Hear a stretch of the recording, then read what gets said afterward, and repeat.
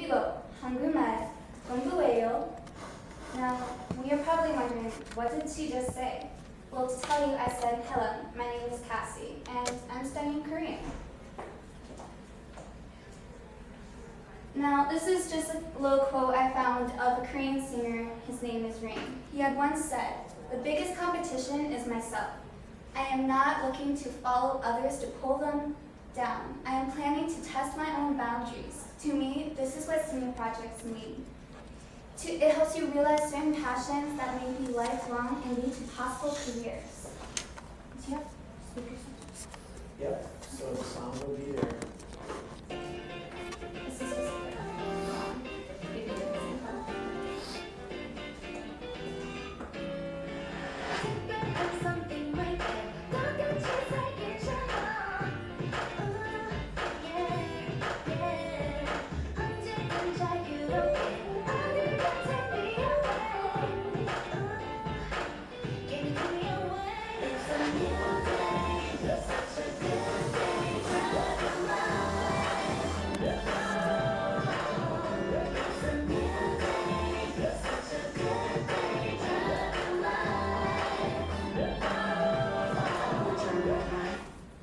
Now, I've just played that song because I definitely thought it had to do with that quote I found.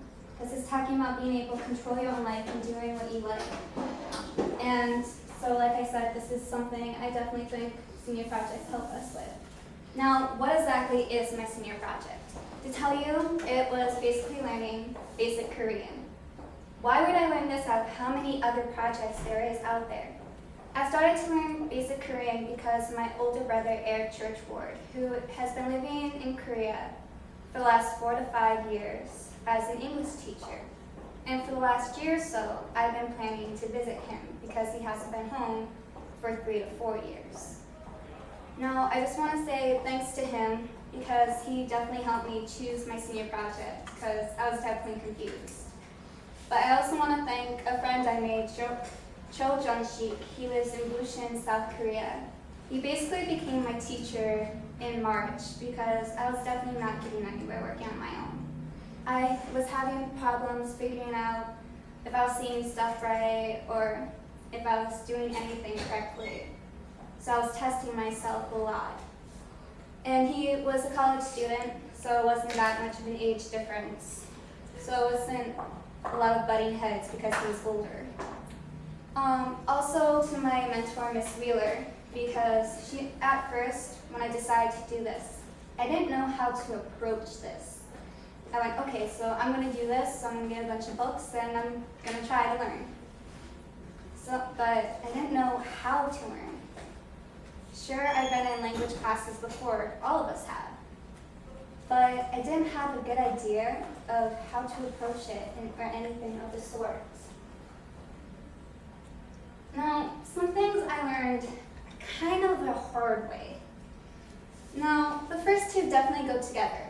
Now, when you start learning any language, you want to listen to a native speaker or someone who can at least speak it really well. Also, make a friend who can speak it as a first or second language already, because then they can keep you on track, give you examples and hints, and also they can make it fun. Because if you're trying to learn with a friend, you're not sure if you're doing it correctly or not, because you both have no background at all in the language itself. Next, when you're learning Korean, you want to learn Hangul as soon as possible. As you can tell from reading my paper, Hangul is the writing system for Korea. And when you learn any language, learning the writing system can come in a lot of handy because then you're practicing pronunciation before you even start practicing learning the words.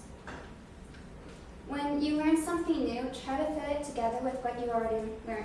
Like when we learned math, when we first started multiplication and division.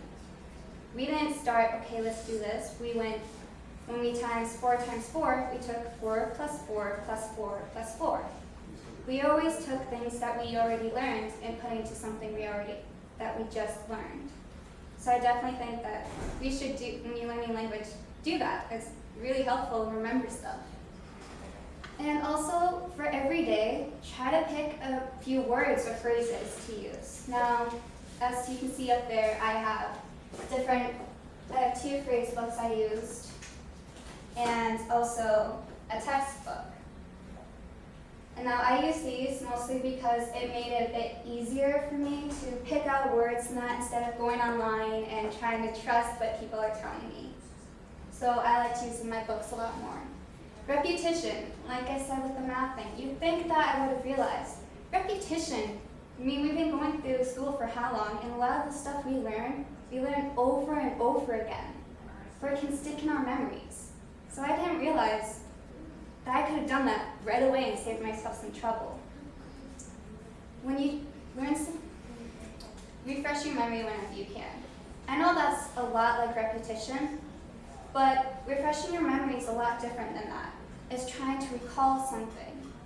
Now, my friend Joan Cheek had told me this because when he was learning English, he did this before he went to bed when he would pick a certain subject and say it in Korean and then go to English and just go over those words slowly, luring himself into sleep, like a lullaby. Or if you're going shopping and you're trying to pick a certain, remember words for clothing and that, you are walking around the store, you can kind of go around, go, this is a kabang bag or pants, you can do that. Next, don't rush yourself at all. It's just going to be more stress and a headache. Trust me, this is definitely something I knew because I try to rush myself, try to rush through my books and then I try to learn as fast as I could because we kept on jumping around when I was going to visit my brother. We were supposed to go in the summer, then the winter, now it's supposed to be this summer. Truthfully, if I don't get to go, I'm just going to be a little bit disappointed. But truthfully, I would be able to see my brother anyway this summer because he's supposed to come home for a little bit. Also, I'm not going to say all Koreans are like this because I've had a positive feedback on my learning Korean, unlike my brother who's had a difficulty living there and learning it. But a lot of the Koreans I've talked with, they are really excited and kind of respectful towards me because I'm learning their language because it's not one of the most popular languages in the world. And it's actually kind of more confusing. A lot of people don't know about the Korean culture.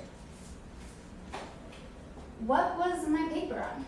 Well, my paper was on Hangul, a legacy left by King Seoljong the Great. Now, King Seoljong was born in 1397 to the King Taejo. He was the third son in line, but somehow, a little bit later, by the time he turned 20, he became king because of his ideals that he believed in. He believed in universal education, universal literacy, and bettering his country. And some of the rumors around why he became king was based on this. It was based on his great respect for his people. If he did not prosper as a king, he couldn't do that if his people did not prosper. And a lot of his beliefs actually were counted as anarchy during his time. But he still had a great impact on his nation and the nations all around him during this time. Because creating Hangul, it gave one of the only languages in the world where we know the who, what, where, why, and the beliefs behind it. Now, what is Hangul? Like I said, King Seoljong had created this with the scholars at the Hall of Worthies, a place that he had created to put some of the greatest minds of Korea of his time together, where they can better the country as much as they could. But some people believe that he had done this on his own or with the help of his two eldest sons. When was this? Well, it took him 10 years to create. He went from 1433 to 1443.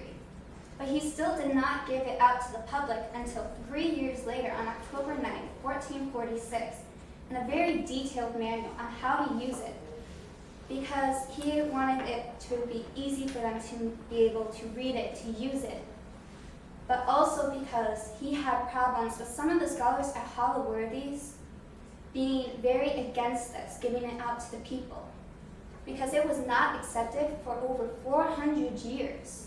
It was not until the late 1900s when Korea started using Hangul as an official writing system.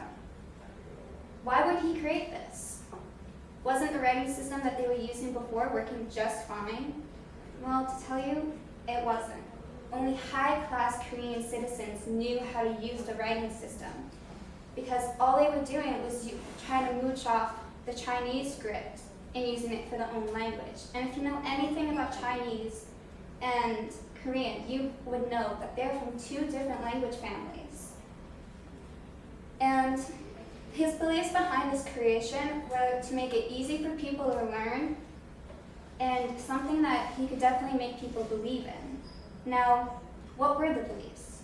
Well, he made the beliefs based off of the vowels, were based off of yin and yang, which were Confucian belief of both light and dark balance. And he created the consonants, where you could easily tell it by our speech organs, which is our throat, our tongue, our mouth, and our teeth. So he made it so it would be like that through the pictures. Now, what does Hangul look like? Well, to show you, this is a quick chart of Hangul. Up here are our consonants. There are there's 10 consonants and 14 vowels. Different types of vowels are the vertical, horizontal, and then there's the combination form. Now, I picked this chart because I definitely thought it definitely got the point across, because there are different sounds for each part, where if certain parts of a syllable, it would change a different sound. Because unlike English, where we have consonants, our syllables are, we clap them the word apart, and that tells us how many syllables. Well, in Korean, they have it so it's either a consonant and vowel, or consonant, vowel, consonant. That is something that they use. But they do have words that start with a vowel. So how do they do that? They use a special marker, which is this one, and they put it in front of a vowel, like so. And you get a certain syllable that will start with a vowel.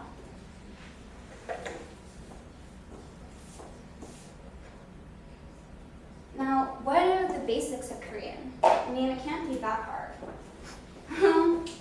It's not too hard once you get the basics down. Now, the tone of voice you are using, and even the expression you are using, is very important to get if you're making a question or statement. Why is this? Because Korean have a lot more, they don't really have a way. It's like when we're speaking English. We can go, what? Or what? Like we're really excited about something. And it's the same thing with Korean. Like they can use the word for yes, which is ne. They can use it for yes, I get it, or what are you talking about? I'm supposed to agree with this? Word order. It's definitely something that we're not used to with English, because their words go subject, object, verb. But in English, we have a completely, almost opposite, where we have subject, verb, object. For example, 나는 학교 좋아해. A direct translation of this is I school like. Well, in English, we just say, I like school. Now, how do you tell if it's a noun or not? What part of the sentence does it go into? You use particles. Particles attach to nouns to indicate their functions. The three most common ones are the subject, which is 이가, the object, 을, or a topic or contrast, 은, 는. Now that's a little bit different than what we're used to, but it can make learning it a lot easier. Conjugations. They attach to the bases of adjectives or verbs. The purpose is to alter voice, tense, or grammatical function. Now there's a lot that you need to pay attention to. The first one is you want to use this for when you're going to attach anything to a noun, a verb, adjective, a name. You want to pay attention to if it ends in a consonant or vowel, because that will tell you if you're going to need to start your conjugation particle honorific with either a vowel or a consonant. But two ones that really only go for conjugations are you need to pay attention to the final vowel sound of each base, and also if it ends in an RL sound, which is this for this JAMA letter. JAMA. Now, conjugations that you should probably know. If you're going to tell someone, let's go do something, like let's go, you would say, kaja. If I'm telling someone, we're going right now, I would want to use G. Kaji. If I was going to tell someone, we're not going, I would use kaji. Now, something a little bit different is when you're going to make something past tense. Now, just looking at it, you can tell it's a little confusing. But what you want to do is you want to, if you're going to have it start with an N or an S, you want to use this in front of it if the word that you're going to attach it to ends in a consonant. And this is actually the sound. And when you use let's go in past tense, you just go kan, which means when we went. Now, honorifics. That's definitely not something we're used to when we're speaking English. When we're speaking English, we don't show levels of respect except for we look them directly in the eye, stand straight, and direct them and not try to use any kind of slang or anything. Well, in Korean, they are completely different. They have 7 different levels of honorifics you can use, but there's 2 basic ones. The basic one that if you're going to talk to someone informally is plain. You use when you're talking with friends, children, or people who are just younger than you or a lower class. If you want to use your honorifics or formal, you want to use it when you're talking to someone who's older than you don't know well, or they have higher class than you, like your boss. Now, ammunitions in plurals. We can use this a little bit in English, but we don't use it a lot. Well, in Korean, it's completely different because you can omit the subject of the sentence or take it out because you're already telling them what it means, what the tense is, the honorific, and everything else goes through the conjugation, or even possibly the particle that are attached to a noun in the sentence.